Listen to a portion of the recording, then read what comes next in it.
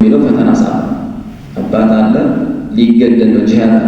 ስለዚህ አላህን እውነት የሚወዱ ሰዎች በተግባር እንደዚህ አሳይተዋል ማለት ነው። ፊት ለፊት ያገኘው እኔ አላህ ውዴታ ይበልጥብኛል ብሎ አባቱን ገድሎታል ማለት ነው። ስለዚህ በአላህና መጨረሻ ቀን የሚያምን የሆነ ሰው የአላህን መልእክተኛውን ጠላት በጭራሽ ወዳጅ አድርጎ አይዝም። ምክንያቱም ለአላህ ብሎ የአላህ ውዴታ እሱ ልብ ላይ ስለነገሰ ማለት ነው። فوصف الله سبحانه وتعالى الله سبحانه وتعالى جلس عباد المؤمنين أمان يوم باروش جلساتهم بأنهم أشد حبا له لله لا تشوديتا يبرتا مولون جلس تلانت باساينو ماتو مكانتهم السبتشا سلم يولو وأنهم يحبونه يحبهم ويحبونه السون اندم يوداتشو ان السون اندم يولو جلساتهم ان انت متكفروا كهونا አላህ ሰዎችን ያመጣል ባሮችን ያመጣል የሚወዳቸው የሚወዱት ብለው። ስለዚህ ትክክለኛ አማኝ አላህን ይወደዋል ብሎ ገለጸ። ወአንሁም ላ ይዋዱነ ወዳጅ አድርጎ የማይዙ መሆናቸውን አላህ ገለጸ። መን ሐደ አላህ ወረሱለሁ የአላህን መልእክተኛውን ተቃዋሚ ወይም የሚጻረር የሆኑ አካላቶችን ወዳጅ አድርገው የማይዙ መሆናቸውን አላህ አማኞችን ገለጸ። ወለው ካኑ አቅረበ ቀሪበን ቅርባቸውም ቢሆን ዘመዶቻቸውም ቢሆን አላህ በዚህ ሁኔታ ገልጿቸዋል በሶስቱ የቁርአን አንቀጾች ማለት ነው።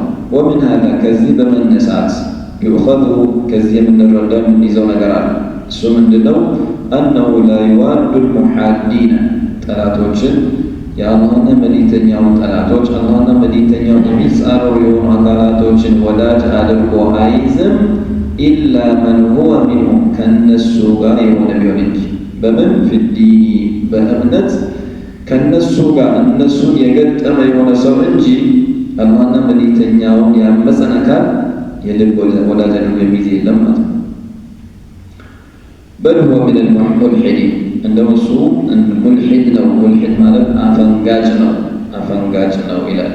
ምን ያደረገ ሰው የአላህን መልእክተኛውን ተጻራሪ የሆኑ አካላቶችን ወዳጅ አድርጎ የሚይዝ። ትልቁ ከዚህ የምንረዳው ይህ ትልቅ መሰረት ነው፣ አስል ነው። ካፊርን አካል መውደድ ከባድ ወንጀል ነው። ካፊርን መውደድ፣ አመፀኛን መውደድ፣ ወንጀለኛን መውደድ ትልቅ ወንጀል ነው። አማኝ የሆነ አካል መጥላት ነው ያለበት። እናቱም ትሆን ካፊር ከሆነች መጥላት የግድ ነው። ይህ ማለት መጥላት የልብ ነው፣ በልብ ይጠላል። ከዛ ግን ያዝናል። እዝነትና ጥላቻ የማይገናኙ ናቸው። ይጠላና እንዲሰልሙ ዳዋ ያደርጋል፣ እንዲሰልሙ ያዝንላቸዋል። ሙዓመላ ማህበራዊ ኑሮ ላይ ችግር የለም፣ በጥሩ ስነ ምግባር አብሮ ይሆናል። ግን ውዴታ የሚባለው ነገር አሳልፎ አይሰጥም ማለት ነው። ምክንያቱም ትልቁን የአላህ ሱብሓነሁ ወተዓላ ውዴታን ስለሚያፈርስ እሱን ስለጠሉ የእሱ ተቃራኒ ስለሆኑ ለእሱ ተብሎ ጥላቻው የልብ ጥላቻው የግድ ነው ማለት ነው። ይህ ትልቁ የአህሉ ሱና ወልጀማዓ መሰረት ነው። አስሉ ምን ኡሱል የዐቂደት አህሉ ሱነቲ ወልጀማዓቲ አልወላ ወልበራ። ሰዎችን ለአላህ ብሎ መውደድ፣ በአላህ ዲን የተገኙ ሰዎችን ሳሊሖችን መውደድ አላህን ከመውደድ ይቆጠራል። የእሱን ጠላቶችን መጥላት እሱን ከመውደድ ይቆጠራል።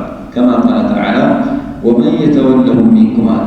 እናንተ አማኞች ሆይ ነሳራንና አይሁድን ወዳጅ አድርጋችሁ አትያዙ፣ ምክንያቱም እነሱ እርስ በርሳቸው ወዳጆች ናቸው አለ። እርስ በርሳቸው ወዳጆች ናቸው።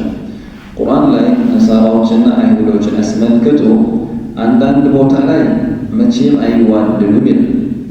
መቼም ቢሆን አይዋደዱም ይላል።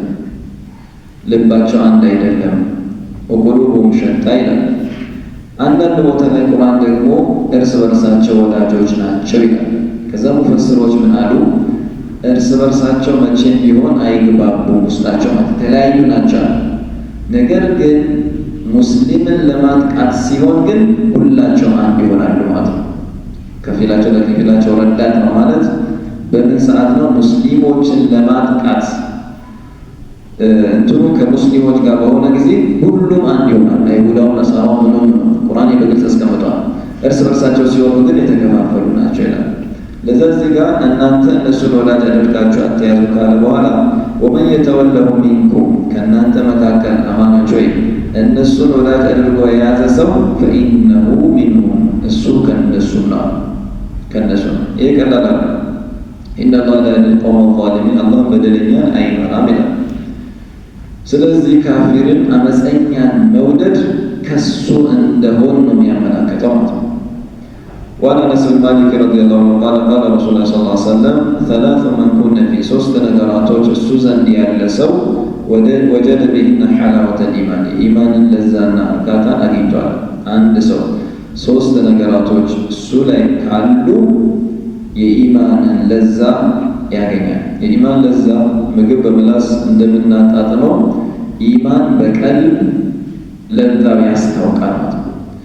ምንድነው መገለጫው? ሐላወተል ኢማን ለአንድ ሰው አለው ማለት ኢባዳዎች በጣም ደስ ይሉታል። ሰላቱን ሲሰግድ ደስተኛ ሆኖ ይሰግዳል። አዛን ሲባል ውስጡ ደስተኛ ይሆናል። ዘካት ሲሰጥ ደስተኛ ይሆናል። የትኛው መልካም ነገር ደስተኛ ያደርገዋል። ሐታ በአላህ ሱብሓነሁ ወተዓላ መንገድ በዲን ጉዳይ ላይ የሚደርስበት የትኛው መከራ ቀላል ይሆንለታል፣ በቀላሉ ያስተናግደዋል። ይህ ሐላወተል ኢማን ሲኖረው ማለት ነው። ያ ከሌለው ግን ኢባዳ ይጫነዋል፣ ይከብደዋል፣ ወንጀል ነው የሚያምረው። እንደዚህ አይነት ሰው የሐላወተል ኢማን የለውም። ስለዚህ ሶስት ነገራቶችን የያዘ ሰው የኢማንን ለዛ አግኝተዋል። እሱ ላይ ኢባዳ በጣም ደስ ነው የሚለው፣ ቀላል ነው የሚሆንለት። የትኛው መልካም ስራን ለመስራት ውስጡ ደስተኛ ይሆናል። አንደኛው አን የኩነ አላሁ ወረሱሉሁ አላህና መልእክተኛው አሐበ ኢለይህ እሱ ዘንድ ይበልጥ ተወዳጅ ሊሆኑ ነው። ሚማ ሲዋማ ከእነሱ ውጭ ካለው ሁሉ አላህና መልእክተኛው እሱ ዘንድ ተወዳጅ ሆኑ ማለት አላህና መልእክተኛው ከማንም በላይ አስበልጦ የሚወድ ከሆነ ትእዛዛቸውን ቅድሚያ የሚሰጥ ከሆነ እሱ ሐላወተል ኢማን አግኝቷል። ሁለተኛው ወአን ዩሒበል መርአ አንድን ሰው ሊወደው ነው። ላ ዩሒቡ ኢላ ሊላህ ሲወደው ግን ለዱንያ ጥቅም ሳይሆን ለአላህ ብሎ የሚወደው ከሆነ ለአላህ ብሎ መውደድ ማለት በአላህ መንገድ ስላገኘው የአላህን ትእዛዝ ስለሚጠብቅ የነቢዩ ዓለይሂ ሰላቱ ወሰላምን ትእዛዝ ስለሚጠብቅ ይህማ የአላህ ባሪያ ነው ብሎ አንድ ሰው አንድን አካል ከወደደው እሱ የኢማን እርካታን አግኝቷል ማለት ነው። ሶስተኛው ወአን የክረሀ አን የዑደ ፊል ኩፍር ወደ ክህደት መመለስን ሊጠላ መክፈርን ከጠላ አንድ ሰው ኢዛ ቀደሁ ላሁ በዕደ ኢዛ ቀደሁ ላሁ አላህ ካተረፈው በኋላ ከክህደት ካወጣው በኋላ ምን ማለት ነው? ወይም ካፊር ነበር ከሰለመ በኋላ ወደ ኩፍር መመለስን ሊጠላ ነው። ወይንም ሙስሊሞች ሁሉ አላህ ከኩፍር አድኗቸው ሙስሊሞች ያደረጋቸው በራሳቸው ምናምን አለ። ሁሉም ሰው አላህ ወፍቆት ነሱ ተውፊቅ ነው ሂዳያ ነው እስላም ያስባል። ይህንን የእስልምናን ብርሃን ካየ በኋላ አንድ ሰው ወደ ኩፍር ጨለማ መመለስን ሊጠላ ነው። ልክ ከማ የክረሁ እንደሚጠላ አንዩቅተፈ ፊናር በእሳት መጣልን እንደሚፈራ አድርጎ ኩፍርን የሚፈራ የሆነ አካል እሱ የኢማን ጥርጥና አለው። ወደ መክፈርን ልክ በእሳት እንደ መውደቅ አድርጎ የያዘ ሰው ኢማንን የሚወድ የሆነ አካል እስልምና ላይ ጽናትን እስልምናን የሚወድ የሆነ አካል ለሶስት ነገራቶችን ያሟላ የሆነ ሰው የኢማን እርካታን አግኝቷል ይላል ነብዩ ዓለይሂ ሰላቱ ወሰላም።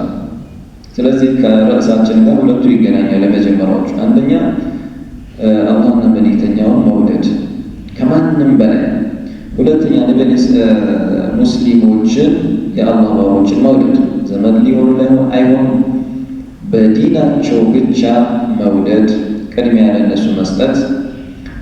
ሶስተኛው ወደ ክህደት መመለስን መጥላት። እነዚህ ሶስት ነገራቶች ኢማን ለዛ የምናገኝባቸው ናቸው። ፈአህሉ ላኢላሃ ኢለላህ ላ ኢላሃ ኢላ ባልተቤቶች ዩሒቡነ አላህ ሑበን ኻሊሳ አላህን ይወዱታል ጥርት ያለ መውደድን። ወአህሉ ሽርክ የሽርክ ባልተቤቶች ደግሞ ዩሒቡነ አላህ አላህን ይወዳሉ፣ ወዩሒቡነ መዐሁ ገይረሁ ከእሱ ጋር ሌሎችን ይወዳሉ አማልክቶቻቸውን። መሐባውን እንዴታም ከፋፍለውታል። ወሃዛ ይህ ደግሞ ዩናፊ ሙቅተዳ ላኢላሃ ኢለላህ ላኢላሃ ኢለላህ የምታስፈርደውን ነገር ያርቃል። ላኢላሃ ምን ታስፈርዳለች ካልን አምልኮ ለአላህ ብቻ መስጠትን ነው።